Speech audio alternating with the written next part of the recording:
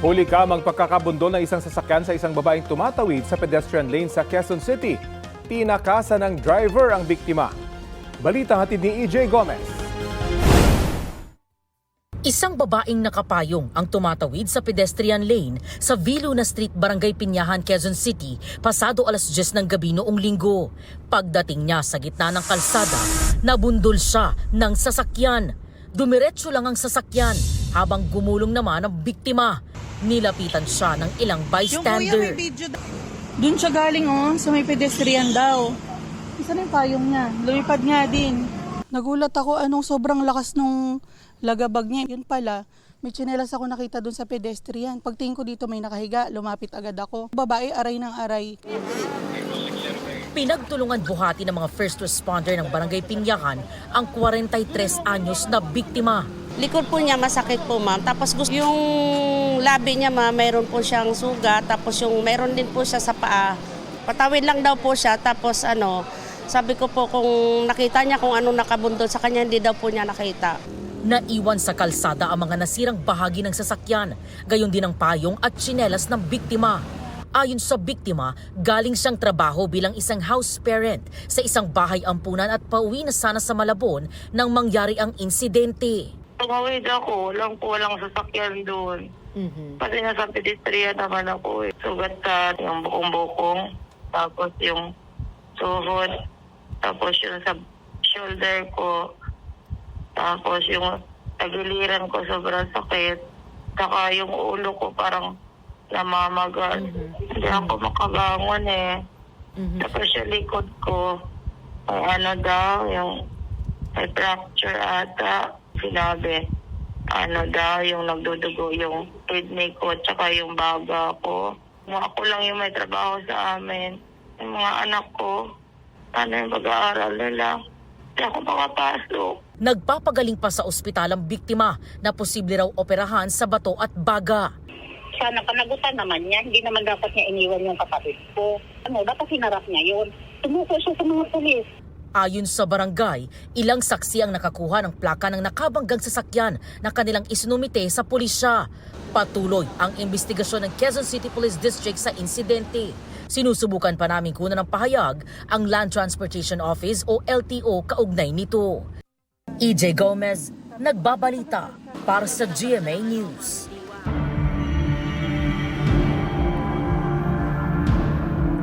Tuloy-tuloy ang pagpapakawala ng tubig ng ilang pangunahing dam dito sa Luzon. Base sa datos ng Pag-asa, tig-2 gate ang nagpapalabas ng tubig sa Ambuklao at Binga reservoirs, habang isa naman sa Ipo. Sa mga nabanggit na dam, ang Ipo ang nakapagtala ng bahagyang pagtaas pa rin ng tubig. Umaapaw rin ang Lamesa Dam sa Quezon City. Nasa 80.17 meters ang water level nito, lampas sa 80.15 meters na spilling level. Dahil sa pag-uulan sa nakalipas na 24 oras, tumaas muli ang water level sa Angat, San Roque, Pantabangan at Magat reservoirs. Ilang residente sa Malabon ang piniling lumikas bago pa man tuluyang umapaw ang Lamesa Dam. Malapit na pong umapaw ang tubig sa Lamesa Dam. Pinapayuhan po namin ang lahat na mag-ingat at pansamantala po munang lumikas at pumunta sa ating mga evacuation centers. Sila yung mga nakatira malapit sa bahagi ng Tulyahan River sa Malabon. Marami sa kanila ang nananatili sa Tenejeros Elementary School. Pangamba ng ilan sa kanila, baka maubusan sila ng damit at supplies kung magtatagal sa evacuation center.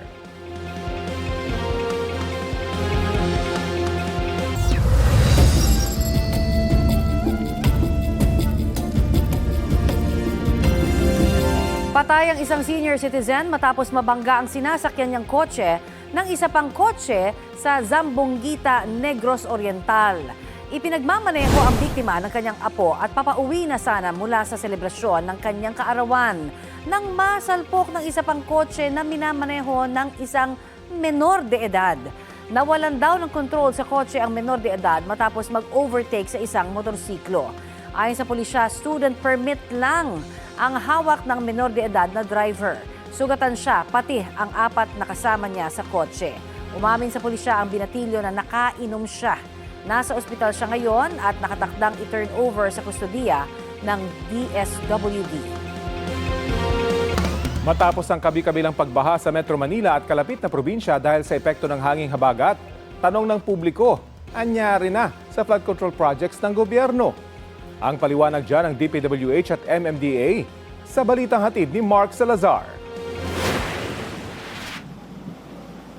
Nagkasingilan na naman ang pananagutan sa kaliwat kanang baha sa Metro Manila at karatig lugar nitong weekend. Sabi ng ilan online, flood control projects ano na? Halimbawa sa Malanday at Tumana, bakit bumaha hindi naman umapaw ang Marikina River? Sira pala kasi ang pumping station ng Tumana. May nag-trip daw po na electrical component. Bumibili daw sila ng pyesa na hopefully makabit. Nagpadala na rin po ako ng technical staff para po magtumulong na. Kung merong mga pumalya o magkaroon ng problema kagaya nung nangyari sa may Tumana sa Marikina nung Sabado ng gabi, immediately nakadeploy po ang MMDA pati na rin ang DPWH ng mga mobile pumping stations para siguruhin na mahigop ang tubig na nasa mga kalye. Ang Taft Avenue sa Maynila, laging inaayos pero binabaha pa rin. Sabi ng DPWH, hindi na kaya ng luma at maliliit na drainage sa Taft Avenue ang epekto ng climate change. Lalo't ang ulang ibinuhos ng habagat sa nakalipas na linggo ay pang isang buwang ulan na dapat ayon sa Pag-asa. Naayos na natin yung isang segment doon sa harap ng Santa Isabel College, no? Malapit sa Faura. For next year, nag-submit kami ng proposal for I think a 1.5 billion peso drainage rehabilitation for the entire Taft Avenue. Nagiging way of life na rin ng mga taga-lowland Cavite ang baha. Pamilyar na eksena na ang peligro ng baha sa Kawit, Noveleta, Bacoor at Imus. Wala na raw bang solusyon dito? Talagang kailangan nating pigilan ng pagbaba ng tubig o kontrolin ng pagbaba ng tubig galing sa bundok. No, galing sa mga bundok sa Ternate, galing sa mga bundok hanggang sa Tagaytay, no. So kasi diyan talaga lahat ng bagsak ng tubig. Tapos ang problema, coastal pa 'yan. So both tubig galing sa bundok, tubig galing sa dagat ang kailangan kontrolin natin diyan. So hindi madali ang solusyon. Ang baha naman sa South, gaya ng Las Piñas at Parañaque, ay sanhiraw ng baradong mga waterways doon. Kaya naghihigpit na raw ang MMDA sa mga lumalabag sa easement rule. Isa nga po sa particular na aming nakita, yung sa Las Piñas po, na lumiit po yung ilog dahil po natayuan po ng karsada na sa amin pong opinyon ay nagpapabagal po ng daloy ng tubig na nagiging dahilan po ng pagbaha doon sa low-lying area ng Las Piñas at Parañaque po. Aminado ang MMDA na hindi madali magtanggal ng informal settlers dahil limitado ang relocation sites para sa kanila. Parang si Christy Saludes. Sa sobrang kahirapan, walang ibang espasyo para sa kanya kundi sa ilalim ng Dario Bridge sa EDSA Balintawak. Muntik na nga raw siyang matangay ng bahak sa biglang pagtaas ng tubig sa estero. Ala, mamatay na tayo nito. Sabi lang dibdibuin ko, Lord, kung katapusan ko na, wala na po ako magawa. Kailangan po kunin niyo ako na pabilisan. Ayaw ko nang, di ba, magpalangoy-langoy ka pa dyan. Sabi ng DPWH, nagbunga naman ang mga improvement na ginawa last year sa ilalim ng Oplan kontra baha. Halimbawa, sa G. Araneta Avenue sa Quezon City na napakabilis humupa ng baha nitong weekend. Wala rin daw malawakang pagbahana sa Valenzuela. Na sara natin yung mga gaps, napagana natin yung mga floodgates tsaka yung mga pumping stations, kita kagad ng mga taga-Navotas ang epekto nun. Marami raw plano ang DPWH para sa flood control at hinihingi na raw nila ang budget para rito sa 2027. Ang MMDA naman itinutulak ang isang comprehensive drainage master plan for Metro Manila. Yun na po yung magiging Bible ng lahat, DPWH, MMDA, LGUs, na yun na po yung susundan para maiwasan po yung situation like meron pong isang LGU na nagpagawa ng malaking drainage only to find out na yung pagtutuluyan noong tubig galing doon sa drainage na yun ay mas maliit kaysa doon sa pinagawa nila. Mark Salazar, nagbabalita para sa GMA News. Kumuha na po tayo ng update sa isinasagawang relief efforts ng gobyerno sa mga napuruhan ng masamang panahon. Makakausap po natin si Social Welfare and Development Secretary Rex Gatchalian. Magandang umaga po sa inyo, Secretary. Si Connie Season po ito. Connie, magandang umaga. Magandang umaga rin sa lahat ng nanonood at nakikinig sa inyong programa. Thank you for having me. Simulan ko na. Opo, go ahead. Mula alas 6 ng umaga kanina, as of 6 a.m. this morning, 293,000 food packs na ang ating nailabas. Ibig sabihin, bumibilis yung pace ng relief dahil nga yung suporta natin sa mga local government units, tuloy-tuloy naman yun at sila nakakapasok na sila sa mga looban, so nakaka-distribute na sila. Within the day, we expect this number to grow some more kasi nga alam natin na marami nang pumapasok na mga request mula sa mga local government units kasi tayo ang role natin, suporta sila kung kulang ang kanilang kakayanan para naman matulungan nila ang mga biktima. Okay, sir, paglilinaw lamang, may mga non-food items din ho kayong binibigay sa DSWD. Tama ho? Correct. Connie, marami tayong klase, no? Meron tayong food packs muna, yun ang priority.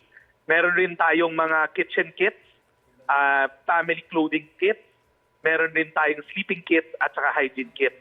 Lahat yan naaayon sa sitwasyon sa lugar na yun. Minsan kasi naman, Connie, yung government, meron na silang provide. So kami, susuporta lang kami kung nasaan yung mga gap o yung mga hindi nila kayang gampanan. Okay, and kanina ho, very interested din po ako dun sa sinabi niyo, meron din ho kayong maternity kit. Correct. Para ho sa mga nursing moms. Tama ho ba yon? Tama, nagbubuntis pa lang. 0 to 2. Ibig sabihin, pag nagbubuntis pa lang, kasi nga, prioridad natin pamangalagaan yung nagbubuntis hanggang nagpapasuso o lactating, 0 to 2. Galing ako sa Las Piñas kasama ng Pangulo, nag-distribute kami ng maternity kit sa mga buntis sa evacuation center. Importante kasi, Connie, na yung mga nagbubuntis, stressful na yung nagbubuntis.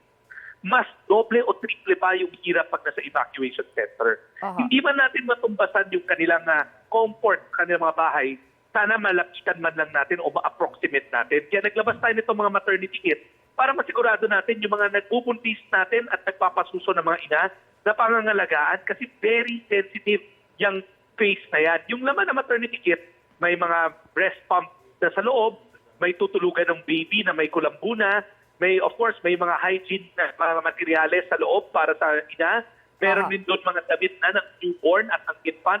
Lahat kailanganin niya mula 0 sinapupunan hanggang 2 years old na doon sa kit na yon. Okay, nabanggit niyo ho, walang mga gatas dahil bawal po yun. Pero mga diaper po pwede ho ba? Pero Isama? nandun na sa loob ng kit. Nasa loob na rin po. Connie, nasa loob na ng kit.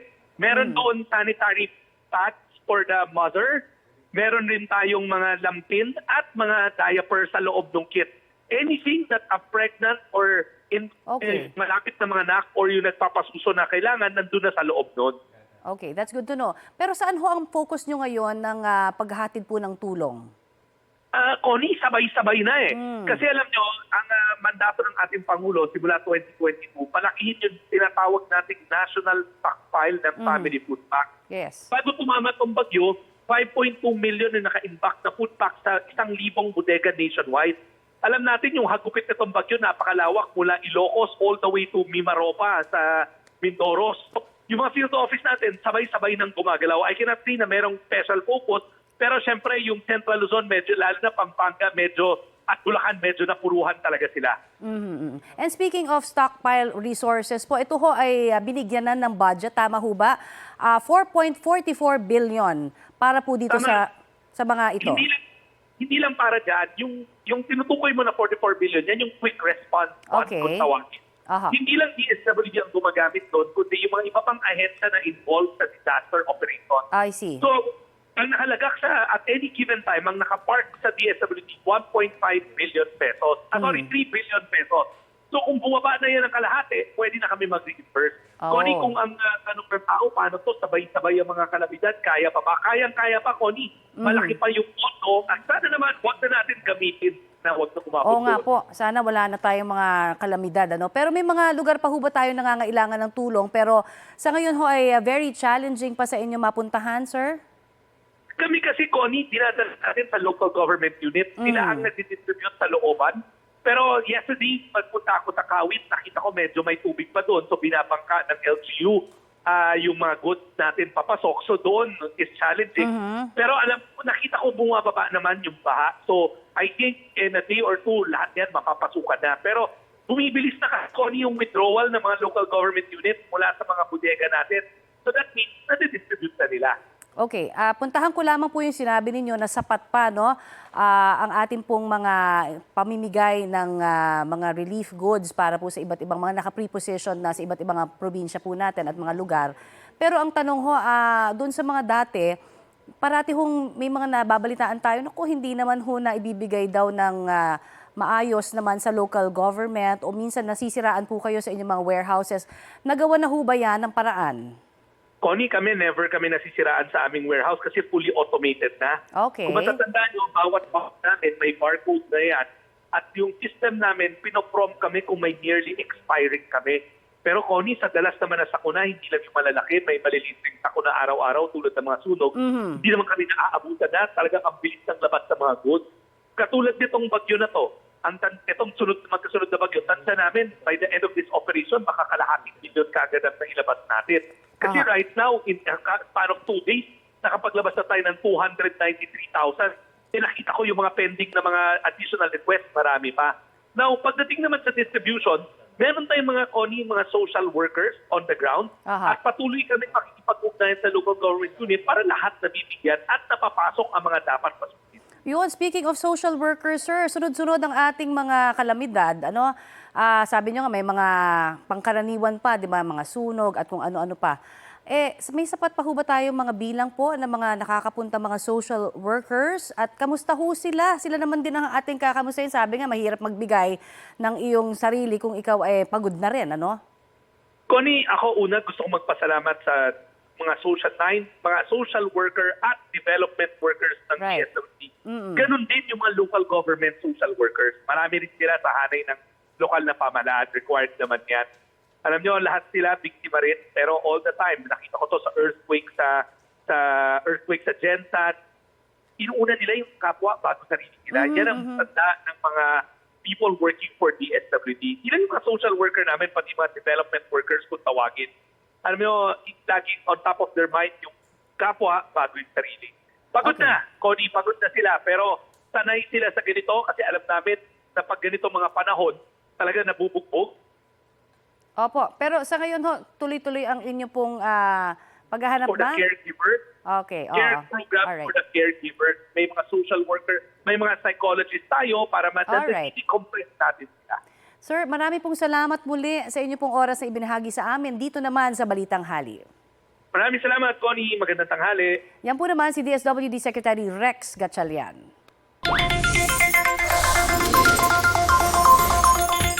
Sa mga customer ng Meralco, magkakaroon ng bawas singil sa kuryente ngayong buwan. Mahigit 4 centavos kada kilowatt-hour ang tapyas. Katumbas po yan ng 9 pesos na bawas singil sa mga kumukonsumo ng 200 kilowatt-hours kada buwan.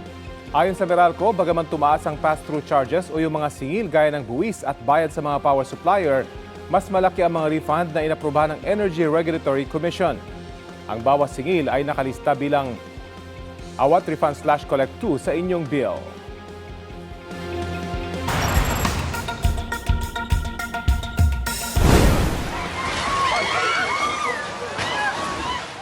Gumuho ang isang gusali sa Colombia dahil sa pagyanig ng magnitude 7.4 na lindol doon. May mga nakaparadang ambulansya rin na nabagsakan ng malalaking tipak ng semento mula sa isang Emergency Health Services building. Nagdeklara si Colombian President Abelardo de la Espriella ng state of emergency sa kanilang bansa dahil sa lindol. Sa kanyang ulat, 111 ang patay sa iba't ibang bahagi ng Colombia. Sa tala naman ng local media, 132 na ang nasawi. Ayon sa Colombian Geological Service, ito ang pinakamalakas na lindol na naitala sa kanilang bansa ngayong 21st century. Umakyat sa 10 ang bilang ng mga nasawi sa pagguho ng lupa sa Baguio City. May ulat on the spot si Marisol Abduraman. Marisol? Connie, all accounted na nga ang lahat ng mga natabunan sa landslide. Dito yan sa ating mismong kinaroroonan sa Gisad Surong sa Baguio City. Ito'y matapos ng mahukay kaninang madaling araw ang 2 pang biktima. Una nga ang 64 years old na lalaki kaninang 1:30 ng umaga. Then 3 meters, Connie, mula sa kanya, nakita naman ang kanyang 8 taong gulang na apong babae na 2:08 ng madaling araw. Sa 10 namatay, 5 sa mga ito ang mga bata. Pinakabat ang 2 taong gulang lang na kasama ng kanyang ina ng matabunan. 3 ang nakaligtas sa trahedya, 2 ang nakalabas na sa ospital pero ang isa ay patuloy pa rin na nagpapagamot, yung isang na-rescue. Kagabi tila isang himala naman ang nangyari nang may ma-rescue na aso na kasamang natambunan. Nanginginig pa nga ito at hindi makakain ni hindi rin ito makainom. Dito nga nabuhayan ng pag-asa ang mga rescuer pero sa kabila ng kanilang puspusan, paspasan pero maingat na paghahanap, bigo sila. Connie, hanggang sa mga oras na ito, patuloy pa rin tayo nakararanas ng ulan. Kaya naman, marami pa rin ang mga residente, lalo na dito sa ating kinaroroonan, ang nananatili pa rin sa mga evacuation center. Alam mo, sabi nga ni Baguio City Police City Director Colonel Ruel Tagel, talagang challenge sa kanila ang pagpapalikas sa mga residente na nakatira sa mga landslide-prone area. Pero ayon na rin sa utos kasi ni Mayor Benji Magalong, kung kinakailangan daw bit-bitin ang mga ito para lamang umalis sa kanilang tirahan, ay kanila raw gagawin. Connie. Maraming salamat, Marisol Abduraman. Mapagkakukunan ng malinis na tubig ang hamon ngayon sa ilang taga-La Union kasunod ng epekto ng masamang panahon. May ulat on the spot si Jasmine Gabriel Galvan ng GMA Regional TV. Jasmine? Rafi, ngayong umaga ay pabugso-bugso pa rin ang na-experience na pag-uulan sa malaking bahagi sa probinsya ng La Union. Lubog pa rin sa baha ang ilang kabahayan, partikular sa bayan ng Luna. Ang problema ngayon ng mga residente ay ang kawalan ng malinis na supply ng tubig. Karamihan kasi sa mga deep well na ginagamit ng mga residente ay nalubog na rin sa baha. Ang ilang residente, Rafi, ay nakikigib ng tubig sa ibang lugar. Samantala nakausap natin ang lokal na pamahalaan. Ayon sa LGU, kada umaga ay nag-iikot ang fire truck ng bayan para makapagbigay o makapag-deliver ng malinis na tubig sa mga residente. Samantala sa assessment ng provincial government ng La Union, aabot na sa mahigit 50 million pesos ang danyo sa agrikultura sa probinsya. Ngayong umaga ay tuloy-tuloy naman ang distribution ng relief packs o food packs sa mga apektadong residente. Rafi?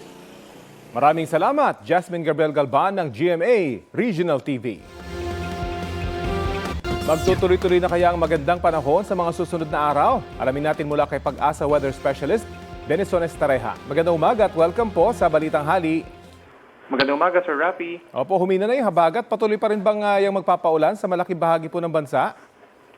For now and for tomorrow, nakikita natin na bahagyang hihina po yung ating hanging habagat. Nandito pa rin siya sa may Luzon, lalo na sa may western section. So pinaka-affected pa rin ng occasional rains ang Zambales, Bataan, and Occidental Mindoro hanggang bukas. And then meron din pong chance ng maulap na kalangitan at paminsan-minsang mahina hanggang katamtamang ulan over some areas pa dito sa may Ilocos, sa may Cordillera Region, Central Luzon, Metro Manila down to Calabarzon and Mimaropa. Pag sinabi niyo pong katamtamang ulan, gaano po karami ito para sa mga matagal na ring inuulan? Ang standard po natin for like a 24-hour period, nasa 25 to 50 millimeters. So hindi pa siya talaga ganun ka-significant po. Kumpara sa mga nagdaang araw, mas kaunti na lang bang ulan yung naasahan natin sa mga susunod pang araw? Kasi may weather disturbance pa po ba kayo nakikita? Yes, depende po yan dun sa pamumuo ng mga weather disturbances natin sa may silangan po ng ating bansa. So for today and tomorrow, at least steadily na hindi naman ganun kalakasan po yung habagat. Pero the moment po na may mabuo na low pressure area dito sa may silangan ng Luzon, dun sa mga cloud clusters na nakikita natin sa ngayon, possible po by weekend, lumakas ng bahagya yung habagat at magkaroon muli ng mas madalas at mas malakas na ulan. Sa Cordillera po, partikular sa Baguio, kumusta po ang magiging ulan doon dahil kabila yung mga nangyaring landslide doon?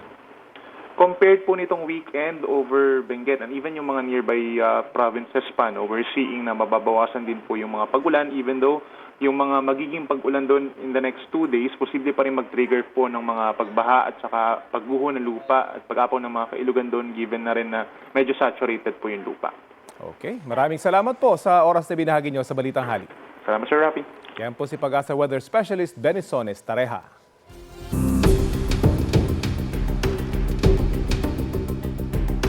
Kuha po tayo ng latest mula sa Day 14 ng impeachment trial. May ulat on the spot si Ian Cruz. Ian? Yes, Connie, sa pasimula ng Day 14 ng impeachment trial laban nga kay Vice President Sara Duterte, naging mainit kaagad ang usapan dahil sinabi ni Attorney Lorna Kapunan ng prosecution na inindiyan umano sila ng depensa dahil nga may ruling ang impeachment court na magkumpara sila ng mga dokumento kaugnay nga sa mga exhibits, Connie, at kahit nga may ruling ang officer o presiding officer dito ay hindi raw ito nangyari ani kapunan. Miyerkules at Huwebes ay hindi sumagot sa kanyang mensahe ang depensa hanggang bago magsimula raw ang trial ay nais nilang makipag-usap at magkumpara ng dokumento pero hindi rin nangyari. Nasa 4,492 na dokumento ang nais sana nilang ikumpara sa depensa. Ang tugon naman ni Attorney Christine Ferrer ng depensa, sinabi nila sa partner ni Attorney Capuna na hindi na kailangan ang pag-compare ng exhibit dahil ang authenticity naman nito ay ang korte ang magdedesisyon. Pahig naman daw sila na mag-testify si Sailin May del Campo sa pamagitan ng kanyang tabulation at summaries. Sabi ni Presiding Officer Chis Escudero, hindi na Indian kundi na ghost daw si Nakapunan dahil wala ngang tugon ng depensa sa kanilang pagnanais na magkumpara magkabilang panig ng mga dokumento. Nagbigay na lamang ng direktiba si Escudero sa depensa na ibigay sa impeachment court ang pre-marked exhibit ng depensa. Sabi ni Attorney Ferrer, tatalima sila dito. Sa testimonya ni Sailin del Campo ng COA, sinabi nitong siya ang kapalit ni Roderick Wamil.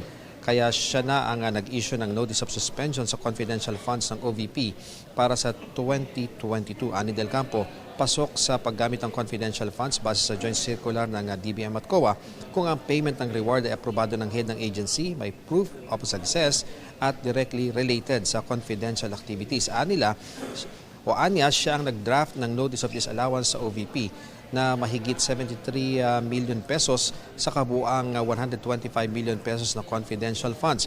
Kasama rito ang 69 million pesos na payment ng reward na ginamit daw halimbawa sa appreciation night ng OVP at 3.5 million pesos naman para sa payment ng table and chairs, desktop computers at printers. Hindi raw na ipaliwanag at napatunayan na binili ang mga gamit para sa confidential operations ng ahensya na kung purchases ay dapat may sales invoice or official receipts. Tinanong ni Kapunan kung sino ang liable sa notice of disallowance na ito. Ani del Campo, ang head of agency na si VP Sara, ang special disbursement officer na si Gina Acosta at ang chief accountant na si Julieta Villa del Rey. Nagain pa raw ng petition for review ang OVP sa COA noong February 25, 2025 at lumabas ang desisyon nitong April 10, 2026 at kinatigan pa rin ng COA ang notice of disallowance. Sa notice of disallowance, ipinababalik na ang disallowed na pondo. May motion for reconsideration itong May 2026 ang OVP na pending pa rin hanggang ngayon sa COA. Nagpresenta pa ako ng mga acknowledgement receipts ang prosecution na may lagda ng mga individual na tumanggap umano ng confidential funds kabilang sina Pia Piatos Lim, Ralph Jos Pacon, Ann Ongpauco, Hart Santiago, Fiona Villegas, Beth Revilla, Clarice Ontiveros, Jose Jocno Jr., Dayan Maple Lapid at John A. Lapid. Nag-testify din si Del Campo sa pag-audit nila sa confidential funds ng DepEd para sa first to third quarter ng 2023. Inaasahan namang may cross-examination ng depensa kay Del Campo at Connie, kung matatapos ang testimonya ni Del Campo, maring isunod ng prosecution si Maribig Pareha ng House Legislative Archives. Nasumpi na rin ang Senior Disbursement Officer ng OVP na sina Gina Acosta at Edward Fajarda ng DepEd. Inaasahan ko na magkakaroon muli ng lunch break itong impeachment trial ngayong alas 12 ng tanghali at inaasahan magpapatuloy yan mamaya ring hapon para sa pagpapatuloy nga ng direct examination sa kay Del Campo dito sa impeachment trial. Yan muna ang latest mula rito sa Senado. Balik sa iyo, Connie. Maraming salamat, Ian Cruz. Yan ang maiinit na balita ngayong tanghali. Ako po si Connie Sison. Rafi Tima po. Yes. Nagpapatuloy po ang live stream ng GMA News sa impeachment trial ni Vice President Sara Duterte.